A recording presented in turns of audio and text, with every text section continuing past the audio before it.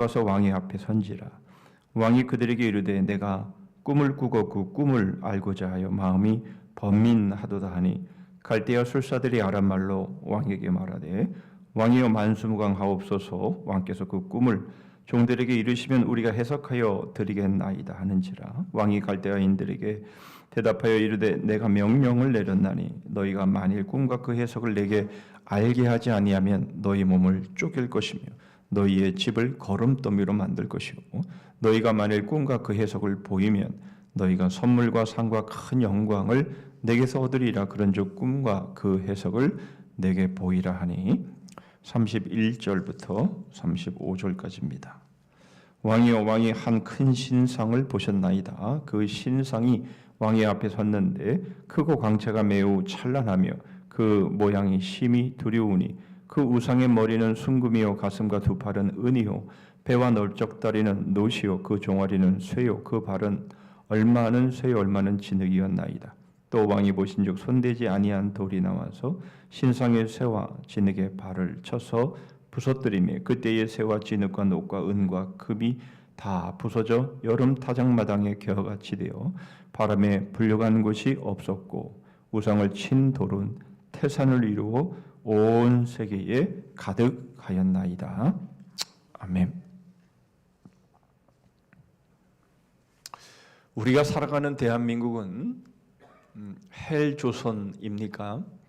아니면 국뽕의 나라입니까?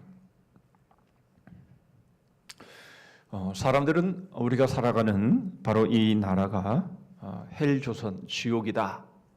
그만큼 살기가 고통스럽다. 이렇게 말하기도 하고 또 어떤 사람은 자국에 대한 환상에 도취되어서 자국을 찬양하지요. 국뽕이 뭔가 봤더니 국가와 희로뽕 이것의 합친말이더라고요. 결국 나라의 그 환상, 그 희로뽕 그런 환각 속에서 살아가는 삶의 모습을 말해주는 것입니다. 사람들의 견해가 이렇게 극단적일 수 있을까라고 할 정도로 참으로 극단적인 표현임을 보게 됩니다. 그러나 사실 이 둘 모두의 견해는 다 위험합니다.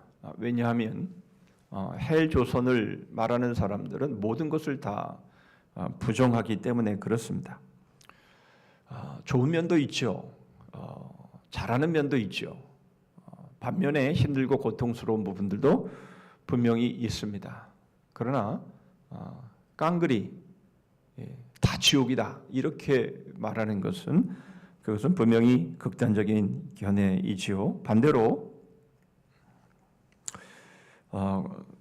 국뽕 바로 자국을 찬양하는 바로 이러한 모습들은 민족애가 절대화됨으로 인종적 우월감으로 변하기 쉬운 것이죠. 결국 우리나라가 최고야, 우리나라가 전부야라고 한다면 결국 다른 인종, 다른 민족은 수단으로 또는 무시하고 이러한 모습들로 나타남으로 불행한 결과들을 얼마든지 나올 수 있는 겁니다. 이 둘 모두는 결국 나라에 대한 지나친 관심의 결과가 아닐까 이렇게 생각을 해보게 됩니다. 그 증거가 바로 그 모든 초점이 결국은 정치 지도자에게 몰리게 되기 때문에 그렇습니다. 주일에도 말씀을 드렸습니다마는 사람들은 하나님의 완전하심을 어떻게든 지워버리려고 합니다. 그리고는 그 자리에 자신들의 능력을 세우려고 하지만 결국 그것은 우리의 존재를 불가능하게 만드는 그런 모습임을 우리가 살펴보았죠. 그런데 여전히 세상은 그렇게 시도를 합니다. 하나님의 자리를 지운 그 영적인 빈자리에 정치 지도자를 세우는 거죠.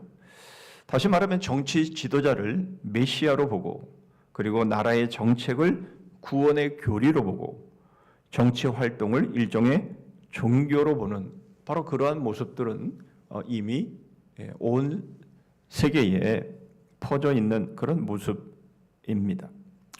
사실 우리나라의 정치적 현실과 여기에 응하는 백성들, 국민들, 그리고 심지어는 우리 그리스도인들, 우리 교인들의 모습을 보면 이것을 잘 드러내 줍니다.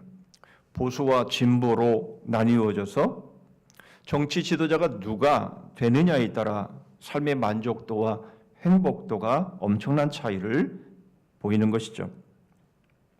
마치 앞서 우리가 지난 4일 동안 보았던 그 우상들처럼 결국 그것들이 있으면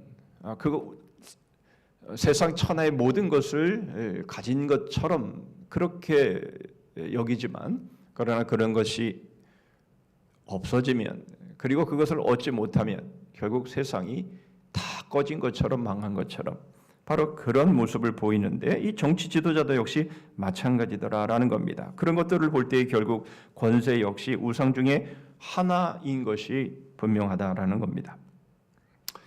여러분, 이것을 잘 보여주는 것이 뭡니까? 자신이 원하지 않는 지도자가 세워지면 유감이다,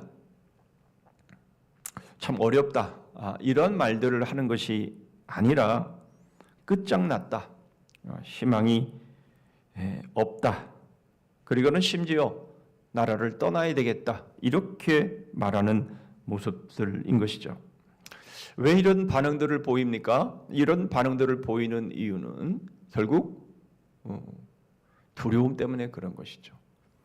바로 우리가 보았던 우상들, 바로 그것들을 얻지 못하면, 자기의 뜻대로 되어지지 않는다면 결국 그것의 노예가 되어지고, 그리고 그것에 의해서 결국 이 두려움을, 그것이 없게 되어지면 결국 두려움을 갖게 되어지고 미래에 대한 그런 불안함을 결국 갖게 되기 때문에 그렇다라는 겁니다. 자신의 우상이 위협을 받게 되면 나타나는 명확한 증상인 것이죠. 우리가 살펴봤던 우상들을 보면 그것들이 하나라도 우리에게 주어지지 아니하거나 바로 그것에 위협을 느끼게 되면 두려움을 느끼는 것은 당연한 것이 되는 겁니다. 하나님이 복음을 통해서 주실 수 있는 희망을 정치 지도자와 정책에 걸고 있는 겁니다. 즉 권력이 신이 되어 버린 것입니다. 여러분, 우리에게는 이런 부분들이 다 있습니다. 저에게도 있습니다. 여러분, 우리 안에 그런 것이 없다고 애써 부인하지 마시고, 그런 문제들을 우리는 과연 어떻게 믿음으로, 복음으로 극복할 수 있을까를 우리는 배워야 하는 것이고요. 우리는 그렇게 달려가야 되는 것입니다. 오늘 우리는 다니엘과 느부갓네살의 모습을 통해서 우리가 이 문제들을 어떻게 극복하고 승리해 나갈 수 있을지를 살펴봅니다. 먼저 1절 말씀 보시죠. 느부갓네살이 다스린 지 2년이 되는 해에 느부갓네살이 꿈을 꾸고 그로 말미암아 마음이 번민하여 잠을 이루지 못한지라. 우리는 권세를 잡은 자, 다시 말하면 권자에 앉은 사람들은 아무런 걱정도 부러울 것도 없는 사람들이라고 우리는 생각하기가 쉽습니다. 그러나 그렇지 않다라는 것을 바로 이 느부갓네살의 모습을 통해서 보게 되는 것이죠. 여러분, 높이 올라가면 떨어질 위험이 언제나 도사리고 있는 겁니다. 여러분, 높은 낭떠러지기에서 두려움을 갖지 않는 사람은 한 사람도 없습니다. 바로 이 느부갓네살도 꼭 그러했습니다. 꿈을 꾸고 그 꿈으로 인해서 마음이 번민하여 잠을 이루지 못한 이유가 무엇입니까? 그 천하에, 그 당대의 모든 나라들을 정복하고 제일 높은 자리에 오른 사람이 도대체 번민하고 잠을 이루지 못할 이유가 도대체 어디에 있냐라는 겁니다. 여러분, 그것은 바로 자신이 이제 떨어질 것이라고 하는 두려움 때문이다. 너무나 명백한 것이죠. 그걸 일일이 증거를 들어서 다 설명드릴 이유가 없습니다. 바로 이것이 권좌의 독입니다. 높이 올라갔기 때문에, 가장 높은 곳에 올라갔기 때문에 더 이상 올라갈 곳이 없기 때문에 이제는 떨어질 일만 남은 것에 대한 두려움인 것이죠. 단지 그 두려움과 불안을 권력 의지로 극복하려고 하고 결국 자신이 유한하지 않은 척 하는 것일 뿐이지 결국은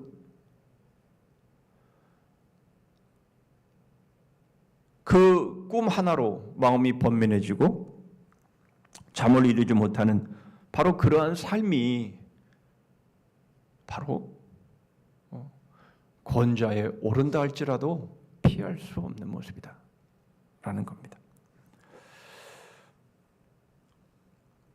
그런 모습들이 어떻게 나타납니까? 그 꿈과 해석을 박수와 술사들을 통해서 풀고자 함입니다. 만약 그렇지 않으면 너희들은 죽을 것이며 너희만 죽는 것이 아니라 너희 집안 모든 것들을 다 멸해버리겠다. 이렇게 지금 말하고 있는 겁니다. 5절 보시죠. 왕이 갈대아인들에게 대답하여 이르되 내가 명령을 내렸나니 너희가 만일 꿈과 그 해석을 내게 알게 하지 아니하면 너희 몸을 쪼갤 것이며 너희의 집을 거름더미로 만들 것이요. 여러분 사실 이것은 미친 짓입니다. 자기가 꾼 꿈 그리고 그 꿈의 내용을 알아내라는 것이죠. 이것은 미친 짓임에 틀림이 없지만 그러나 그 꿈의 내용이 얼마나 자신을 두렵게 하였는지를 잘 보여주는 겁니다. 지금 이 왕 앞에서는 이 꿈만큼 중요한 상황이 없는 것이죠. 이처럼 아무리 당대의 세계를 제패한 왕이라 할지라도 그 권세와 그 권력의 한계가 분명함을 보여줍니다. 꿈 하나로 인해서 불안함이 극에 달해 있는 모습인 것이고요. 그래서 나라의 수많은 인재들을 죽이겠다라는 겁니다. 여러분 그런데 이것이 결코 위협이나 협박은 아니었습니다. 14절 말씀을 보시면 오늘은 본문을 다 읽어야 되지만 쪼개서 읽었기 때문에 본문 이 다니엘 2장 전체가 본문이라 생각하시면 됩니다. 14절 말씀 보시면 그때 왕의 근위대장 아리옥이 바벨론 지혜자들을 죽이러 나가매 다니엘이 명철하고 슬기로운 말로 이렇게 말하죠. 여러분 이것은 결코 위협이나 협박이 아니었습니다. 실제로 바로 이것은 모든 지혜자들이 죽임을 당할 수밖에 없는 그러한 아주 엄중한 그런 상황이었음을 보여주고 있습니다. 여러분 인간은 그 누구라도 자신의 삶을 지배할 힘이 거의 전무합니다. 여러분 우리는 그것을 인정할 수밖에 없는 것은 바로 우리의 인생의 노선을 결정짓는 요인의 95%는 전혀 우리 자신의 소관이 아니라 하는 겁니다. 출생 시기, 장소, 부모와 가족, 유년기의 환경, 외모, 유전적 재능. 여러분 그냥 하나의 예로만 들었습니다마는 그러나 이 모든 것들이 바로 우리의 원함대로 된 것이 무엇이 있습니까? 내가 되고 싶다고 그렇게 된 것이고 내가 그렇게 되고 싶지 않다고 해서 그렇게 안 된 것입니까? 여러분 결국 우리의 인생의 삶을 결정짓는 그런 요인의 95%가 우리 자신 안에 없다라고 하는 것은 무슨 의미입니까? 결국 누구라도 자신의 삶을 이렇게 저렇게 할 힘이 없다라는 것을 우리에게 보여주는 것 아닙니까? 우리는 무한한 창조주가 아니라 유한하고 의존적인 피조물이라는 것. 여러분 우리는 이것을 인정해야 됨에도 불구하고 우리는 이것을 인정하지 않죠. 이것은 세상의 영향이기 때문이기도 합니다. 모든 것을 다 할 수 있다. 불가능은 없다. 뭐 이러한 말들이죠. 그리고 결국 사람들이 생각한 대로 사람들이 발명한 대로 모든 것이 이루어지는 것처럼 보이니까 정말 그런 것 같아. 와 죽음도 이제는 넘어설 수 있을 것 같아. 뭐 이러한 말도 안 되는 기대를 가지면서 우리가 살아가고 있다면 그건 문제인 것이죠.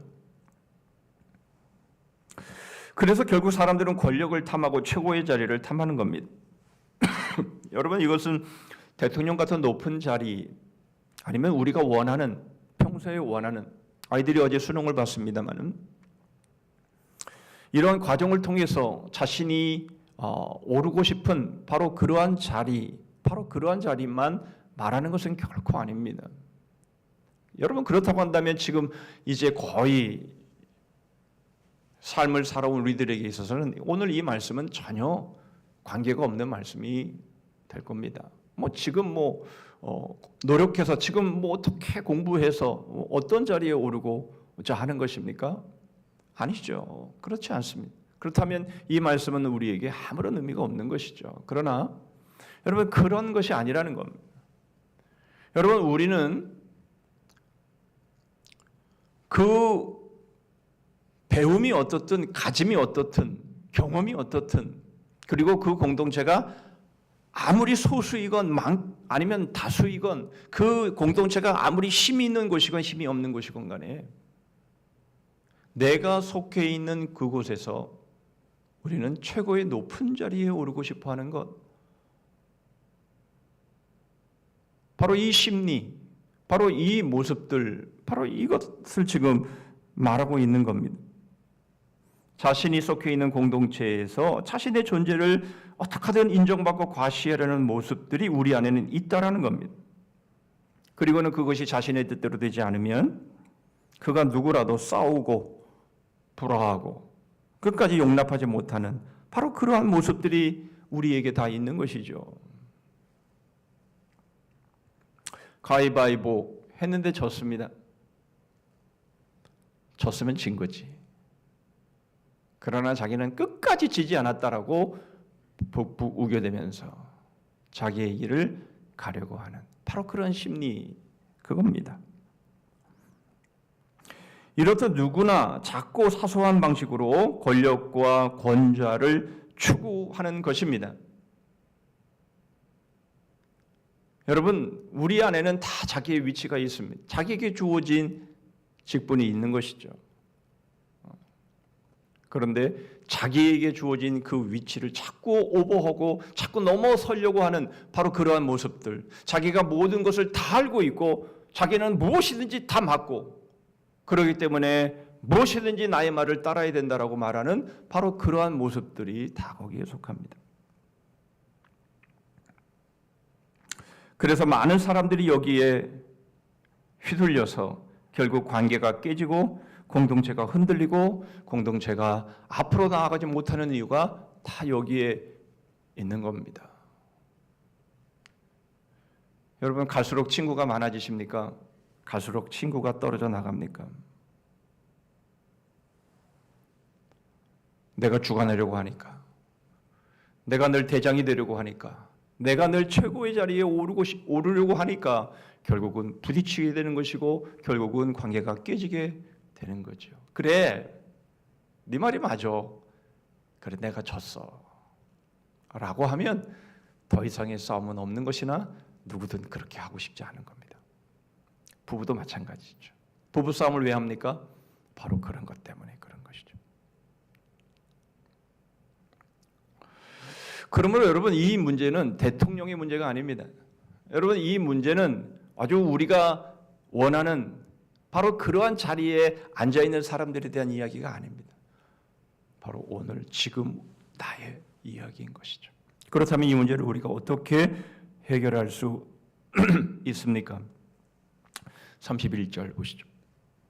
왕이여, 왕이 한 큰 신상을 보셨나이다. 그 신상이 왕이 앞에 섰는데 크고 광채가 매우 찬란하며 그 모양이 심히 두려우니, 이제 다니엘이 왕이 꾼 꿈에 대한 것을 보여주고 이제 해석을 해주고 있는 겁니다.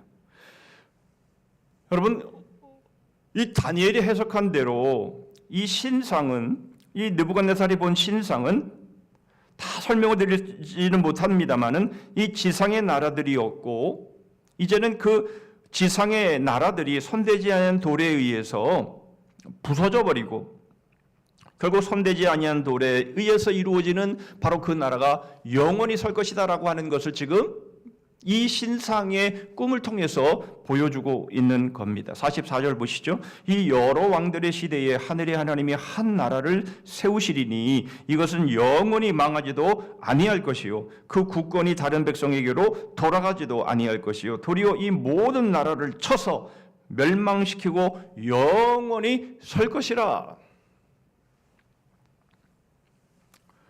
여러분들은 이미 이 모든 내용들을, 이 의미들을 다 알고 계십니다.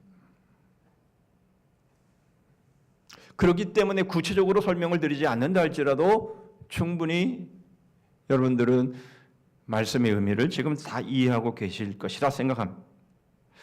여러분, 먼저 지상의 나라들을 보면 크고 광채가 매우 찬란하고 그 모양이 심히 두렵게 느껴지기까지 합니다. 그렇죠. 그렇습니다. 세상 권세가 그렇게 보입니다. 그러나 여러분, 뭐라고 성경은 말씀합니까? 다 무너진다라는 거예요. 다 박살이 난다라는 것입니다. 여러분, 이것은 이미 세계사가 이미 입증한 것 아닙니까? 아무리 강대한 나라라 할지라도, 아무리 강한 권력이라 할지라도 무너지지 않은 권력이 어디에 있습니까? 여러분, 느부갓네살도 인정합니다. 47절입니다. 왕이 대답하여 다니엘에게 이르되 너희 하나님은 참으로 모든 신들의 신이시요 모든 왕의 주제시로다. 네가 능히 이 은밀한 것을 나타내었으니 네 하나님은 또 은밀한 것을 나타내시는 이시로다. 여러분, 하나님은 모든 왕의 주제이십니다. 무슨 말입니까? 권력은 하나님이 주신 것이고 그러므로 그 권력은 하나님의 뜻을 수행하는 데 사용되어야 한다라는 것이죠. 그러나 대부분의 권세들은 그렇게 생각하지 않습니다. 그 대표적인 예가 바로입니다. 출애굽기 5장 2절에 보면 바로가 이르되 여호와가 누구이기에 내가 그의 목소리를 듣고 이스라엘을 보내겠느냐? 나는 여호와를 알지 못하니 이스라엘을 보내지 아니하리라. 여러분, 그 결과가 무엇입니까? 결국 바로와 애굽은 완전히 망하게 되는 것이죠. 여러분, 지금 우리가 여기까지 왔습니다. 그리고 이제 추수감사절을 앞두고 있고 여러분은 이제 우리가 살아온 우리들의 삶들을 돌아보는 것이죠.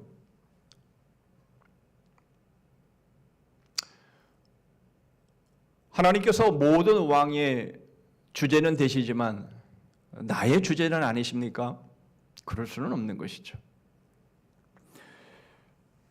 하나님이 세우신 것, 하나님이 여기까지 인도하신 것, 하나님께서 여기까지 베풀어 주신 것들, 여러분 이런 것들을 마치 자신의 힘으로 된 것이냐,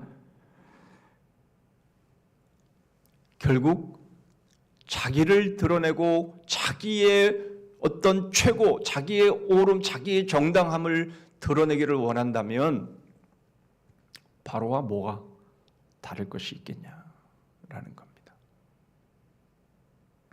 마치 자신의 힘으로, 자신의 노력으로 이룬 양, 자신이 지키면 지켜질 수 있을 것처럼 생각하는 모습이라면 바로와 다를 것이 없는 겁니다. 여호와가 도대체 누구냐?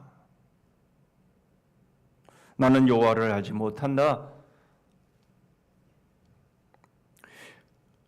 그럴 수가 있는 것이죠. 느부갓네살은 그렇지 않았습니다. 그러나 그 변화는 오래가지 못했죠.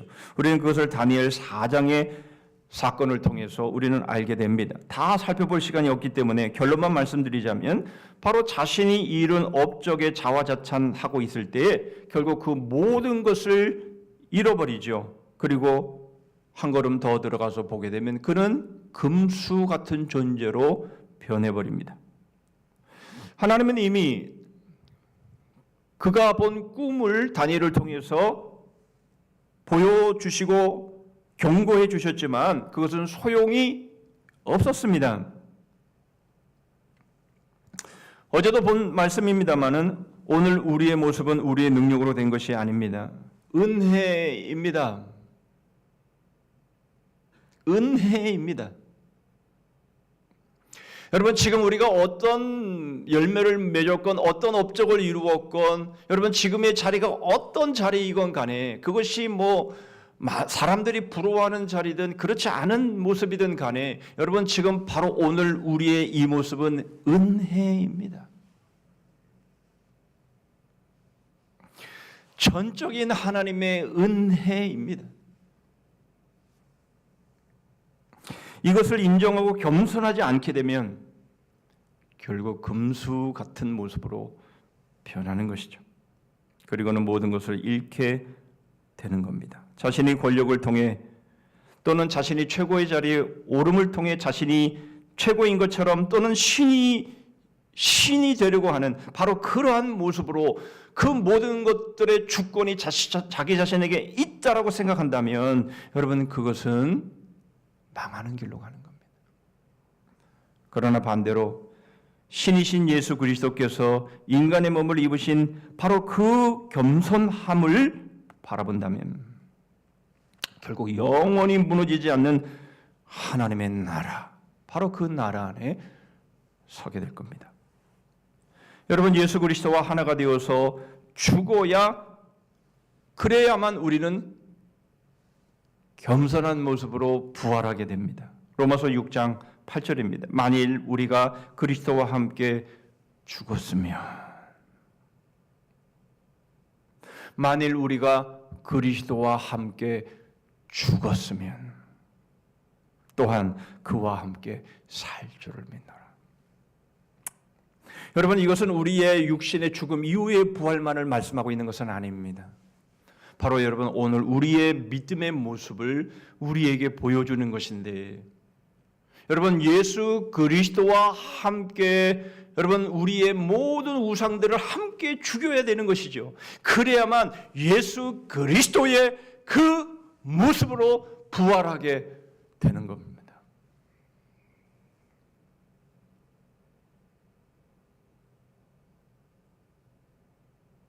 여러분 이것이 바로 우리의 삶을 통해서 나타나야 됩니다. 여러분 이것이 우리의 믿음의 삶인 것이고 그리스도의 삶인 것이며 여러분 이렇게 해서 맺게 되어진 열매 그게 바로 하나님이 기뻐하시는 열매인 거예요.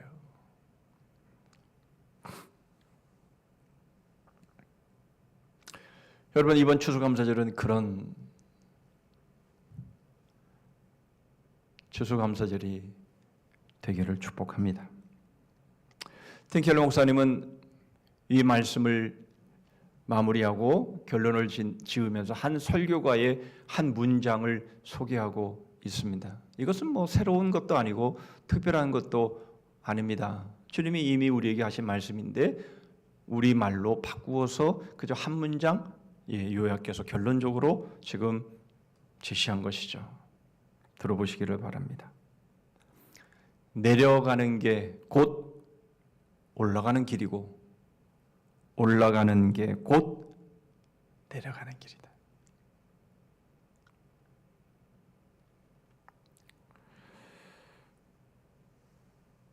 여러분 우리의 열매는 얼마나 우리 자신이 높아졌냐에 있지 않습니다. 오히려 거꾸로 우리의 열매는 우리가 얼마나 낮아졌냐에 있습니다. 왜 그렇습니까? 예수 그리스도는 그 높은 자리에서 계속해서 낮아지시다가 십자가까지 낮아지셨기 때문입니다. 그런 주님께서 이제 부활하여 승귀하시고 하나님의 보좌에 복귀하셨을 때 모든 이름이 바로 그 발 앞에 꿇게 되어지는 가장 높은 이름을 주셨음을 우리에게 말씀해 주시기 때문에 그렇습니다. 이번 특별 새벽기도의 주제는 내가 만든 열매였습니다. 열매는 내가 만들지 못합니다.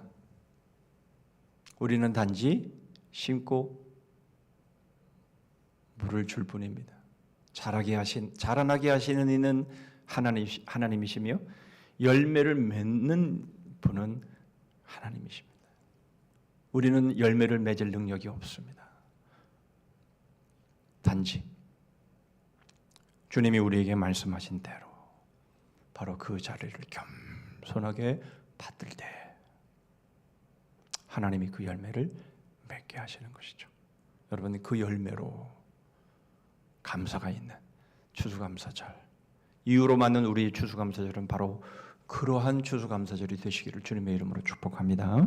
아멘. 기도합니다. 하나님 아버지, 감사합니다. 지난 5일 동안 하나님의 자리를 지우고 다른 우상의 열매들로 가득 채운 그 삶의 모습들을 저희들이 보며 그것들은 저희들이 가야 할 길이 아니며 저희들은 온전히 주님이 그렇게 하셨던 것처럼 이 땅에 사는 동안에는 계속 내려가고 또 내려가는 바로 그 삶이 믿음의 삶이며 그리스도인의 삶인 것을 저희들의 가슴 가운데, 저희들의 심령 가운데 각인하고 또 각인해서 하나님이 저희들을 세우신 그 자리에서 그 권좌의 자리, 그 자리는 우리 하나님께 온전히 돌려드리고 주님께서 저에게 하시는 그 말씀 앞에 온전히 순종하여 받들어서 맺는 그 열매, 그 열매로 하나님께 영광과 감사를 돌리는 이번 추수감사절 그리고 저희의 모든 남은 추수감사절 되기를 소원합니다. 내려가게 하여 주옵소서. 또 내려가게 하여 주시옵소서. 그래서 주님께서 내려가신 바로 그곳까지 내려감으로 인해서 우리 주님 다시 오셔서 심판하실 때 주님의 보좌 가장 가까이로 나아가는 그러한 하나님의 은혜와 복이 임하는 진정한 승리자의 삶을 살아가는 믿음들 되게 하여 주시옵소서. 복음의 영혼을 배움의 생명을 서로에게 삶을 거는 주님의 몸된 교회 되기를 원합니다. 오늘도 어디서 무엇을 하건 그리스도의 향기로, 복음의 향기로만 살게 하시옵소서. 예수 그리스도의 이름으로 기도하옵나이다. 아멘. 하늘에 계신 우리 아버지여, 이름이 거룩히 여김을 받으시오며 나라 임하옵시며 뜻이 하늘에서 이룬 것 같이 땅에서도 이루어지이다. 오늘날 우리에게 일용할 양식을 주옵시고 우리가 우리에게 죄 지은 자를 사하여 준 것 같이 우리 죄를 사하여 주옵시고 우리를 시험에 들게 하지 마옵시고 다만 악에서 구하옵소서. 대개 나라와 권세와 영광이 아버지께 영원히 있사옵나이다. 아멘.